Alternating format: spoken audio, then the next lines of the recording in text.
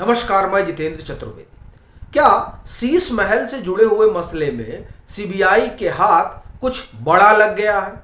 देखिए, ये सवाल यूं ही नहीं उठा है।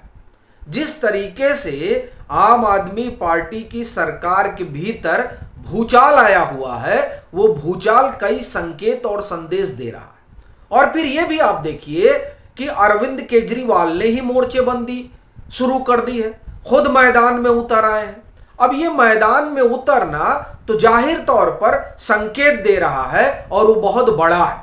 और ये क्यों कहा जा रहा है, उसको समझने के लिए एक दो घटनाएं आपको बताता हूं, फिर इस पर आता हूं कि आखिर में हुआ क्या है।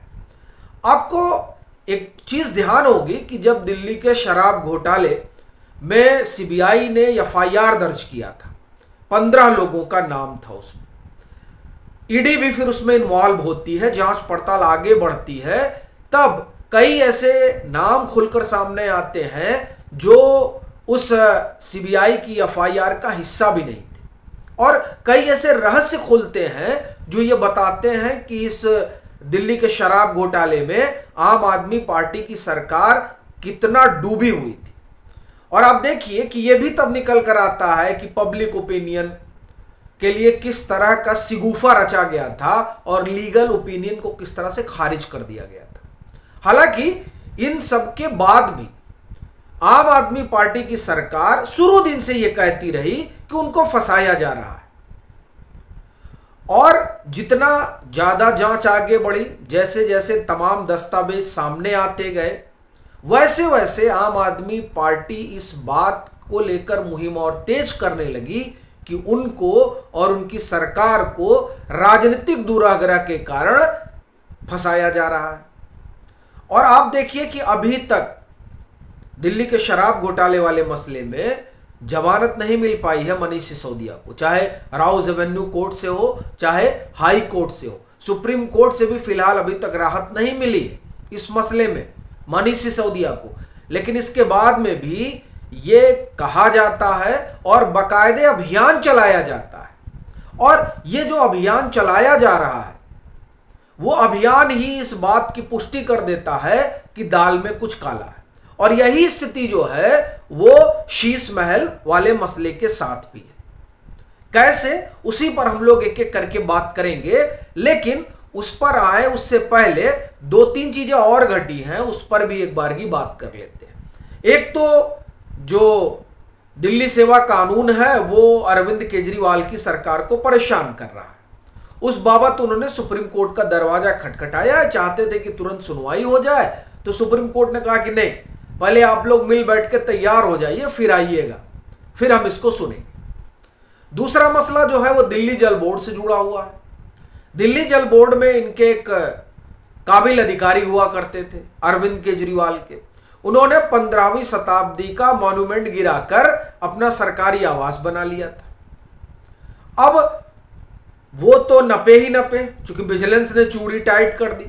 लेकिन उनके साथ कुछ और अधिकारी भी थे जो इंजीनियर वगैरह बनाए थे गिरा के। चूंकि गिराक बना रहे थे तो बताना तो चाहिए था, कैसे ही गिरा दीजिएगा।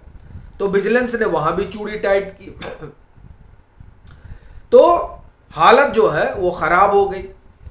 और आपको ध्यान ना हो तो मैं ध्यान दिलाता हूं कि ये जो national capital civil services authority की बैठक अभी जो 20 सितंबर को हुई, ये उससे पहले 5 बार टाली जा चुकी है। यानी 29 जून के बाद 5 बार टली, 6 और फिर जाकर हुई 20 सितंबर को। और ये जो टाला जा रहा था, उस टाले जाने के पीछे कई कारण थे, जिसमें शीश महल वाला भी कारण था और उसमें एक कारण दिल्ली जल बोर्ड का भी था। चूंकि इसमें जिन इंजीनियरों ने, या हम कहें कि जिन अधिकारियों की भूमिका थी उस 15वीं शताब्दी के मॉन्यूमेंट को गिराने की और मकान बनाने की, उनके ऊपर भी कार्रवाई करना था, उनके ऊपर भी एक्शन लेना था। तो इस वजह से भी माना जाता है कि इसको टाला जाता रहा अथॉरिटी की बैठक को। चूंकि वो सब तो आपके चहेते अधिकारी थे, तो आप अपने चहेते अधिकारियों पर कैसे कार्रवाई कर सकती है, ये आरोप रहे इस तरह के। लेकिन अब उन लोगों के ऊपर जो है गाज गिरने लगी है, इस तरह की खबरें हैं। पर बड़ा सवाल यह है कि ये जो शीश महल वाला मसला है, इस शीश महल वाले मसले में क्या वाकई में कुछ मिला है सीबीआई को? देखिए, 27 सितंबर को गृह मंत्रालय अनुमति देता है सीबीआई को कि आप इसकी जांच पड़ताल करिए, यानी ये जो शीश महल वाला आरोप है इसकी छानबीन आप शुरू कर दीजिए। और मई महीने में इनके पास एलजी की तरफ से रिकमेंडेशन आती है कि आप जो है इसकी जांच पड़ताल शुरू कर दीजिए। और फिर सीबीआई जो है वो होम मिनिस्ट्री से अनुमति लेती है। अब देखिए, मई से सितंबर यानी मई, जून, जुलाई, अगस्त, 5 महीने या अब ये 5 महीने आप समझिए कि कितनी तैयारी हुई। और मैं इसलिए आपको कह रहा हूं चूंकि दिल्ली के शराब घोटाले में अगस्त 2022 में सीबीआई को मामला दिया गया था और फरवरी में पहली, वैसे तो कई गिरफ्तारी हुई थी, लेकिन जो सबसे बड़ी गिरफ्तारी थी वो थी मनीष सिसोदिया की। और उसके बाद आम आदमी पार्टी की और सरकार की चूल्हे हिल गई थी।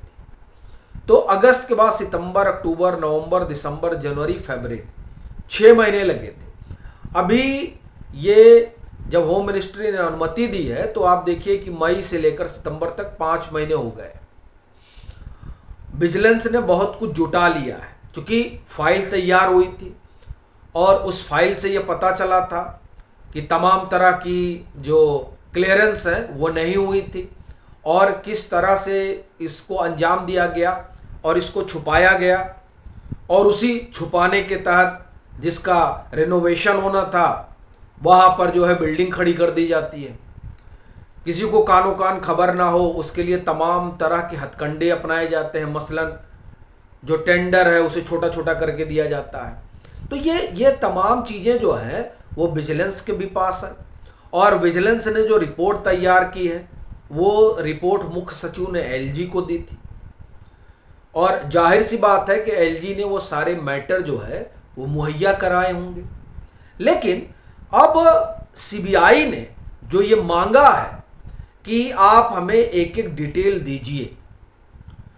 और आपको एक चीज़ और बताऊं कि ये पीडब्ल्यूडी है जिसके पास सारी डिटेल है, क्योंकि वैसे तो पीडब्ल्यूडी भी इन्वॉल्व है, फिनांस भी इन्वॉल्व है और फॉरेस्ट डिपार्टमेंट भी इन्वॉल्व है, क्योंकि पेड़ भी कटे हैं। तो सारी फाइलें मंगाई जा रही है, लेकिन सबसे बड़ी भूमिका जो है वो पीडब्ल्यूडी की है। और पीडब्ल्यूडी में ही सारे कागज दफन हैं। आपको ध्यान होगा कि जब एलजी ने आदेश दिया था मुख्य सचिव को कि आप ये जो सीएम हाउस वाला मसला है रिनोवेशन वाला, इस पर आप जांच रिपोर्ट 15 दिन में दीजिए। उस दरमियान आतिशी मारलेना ने बाकायदे पत्र लिखा था एलजी को कि आप कैसे इसमें हस्तक्षेप कर सकते हैं, ये तो आपके अधिकार क्षेत्र में नहीं आता है। तभी से ये सवाल उठने लगा था कि इस मसले में मामला बहुत गंभीर है और चूंकि ये सीएम हाउस से जुड़ा हुआ मुद्दा है तो इसमें सीधे सीधे अरविंद केजरीवाल के फंसने की बड़ी संभावना है। और उस संभावना को बलवती बनाया था आतिशी मारलेना के पत्र ने। उसी तरीके से अभी जांच पड़ताल शुरू नहीं हुई है ठीक से, अभी तो प्रारंभिक जांच भी नहीं हुई, अभी तो सिर्फ फाइलें मंगाई गई हैं। फाइलें मंगाई जाने महज से जिस तरह से अरविंद केजरीवाल ही मैदान में कूद पड़े, उससे एक बात तो स्पष्ट हो गई है कि ये जो शीश महल वाला मसला है इसमें कुछ ऐसा है जो सीधे सीधे मुख्यमंत्री को फंसा सकता है। इसलिए मुख्यमंत्री इतना हड़बड़ाए हुए हैं। और ये भी कि कुछ जानकारी तो सीबीआई के पास बड़ी कॉन्क्रीट है और इस बात से अरविंद केजरीवाल भी वाकिफ है। ऐसा लगता है कि इसी वजह से हाथ पांव फूले हुए हैं सरकार के भी और सरकार के मुखिया के भी।